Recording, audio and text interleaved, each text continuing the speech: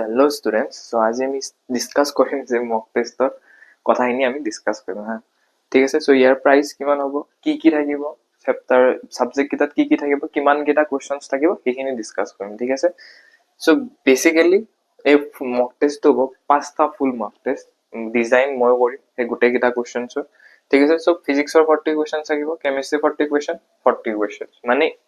প্ৰত্যেকটা এক্সামত 40 একদম CW যেনেকে 40 কোৱেশ্চনছ আহে ইয়াতো মই 40 কোৱেশ্চনছ ৰাখিম ঠিক আছে সো টোটাল কোৱেশ্চন থাকিব 120 কোৱেশ্চন আৰু এই মক টেষ্টটো কোন কিটা ষ্টুডেন্টে লবা সেইখিনি ডিসকাস কৰিলো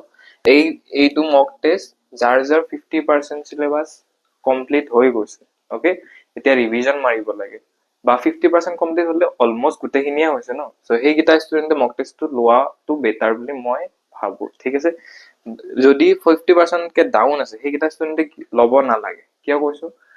কাৰণ তুমি যদি 50% সিলেবাসে কমপ্লিট নাই কোৱেশ্চনছ পুৰ দেখা পাই তুমি আইডিয়া নাপাব মক টেষ্টটো কোন কিটা ষ্টুডেন্টৰ কাৰণে যোন কিটা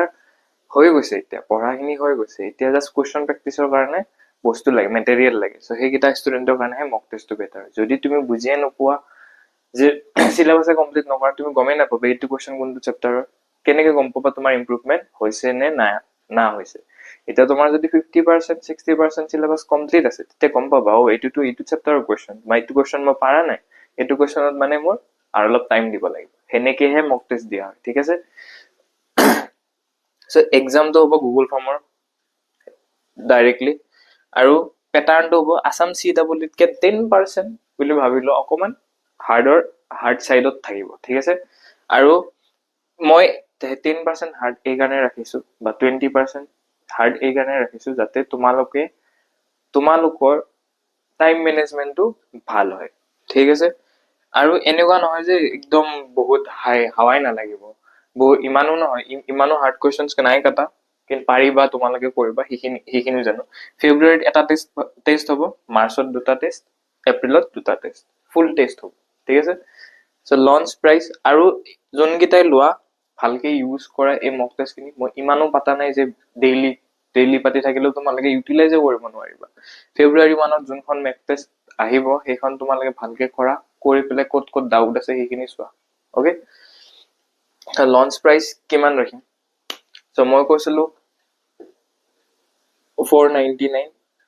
লঞ্চ প্ৰাইস আৰু 48 আৱাৰ্ছৰ পিছত ইয়াৰ প্ৰাইস হৈ যাব 599 ওকে ঠিক আছে সো কেইটামান ষ্টুডেন্টে কৈছিলে কি স্যাৰ প্ৰাইসটো বেছি হৈ যাব তো সেই কাৰণে মই ৰাখিম 399 rupees ওকে সো অকল এইটো আজি ভিডিও আপলোড হৈছে 3 তাৰিখ আজি 3 তাৰিখ 5 তাৰিখে ভিডিও আপলোড হ'ব 3 তাৰিখে আপলোড হৈছে ভিডিও 5 তাৰিখ হলে 5 তাৰিখ 6টা বজালৈ এইটো অফাৰ থাকিব 399 তাৰ পিছত যদি কোনবাই মক টেষ্ট লব খুদা হিয়াৰ প্ৰাইস হৈ যাব 599 ওকে আৰু তলত যোনখন ফৰ্ম আছে সেইখন ফিল আপ কৰা তাৰ পিছত মোক মেসেজ কৰা ঠিক আছে সো এইখিনি আছিল আজিৰ কাৰণে সো ভালকে পঢ়া শুনা কৰা মক টেষ্ট মোৰ পৰাই দিয়া বা মাৰ্কস এপৰ পৰাই দিয়া কিন্তু মক টেষ্টটো দিবা ঠিক আছে মক টেষ্টটো দিলেহে গম পাবা যে তোমাৰ কিমানখিনি ইমপ্ৰুভ হৈছে ওকে বেটা সো ইমানলৈ কাৰণে ধন্যবাদ so bye bye good night take care sweet dream and all the very best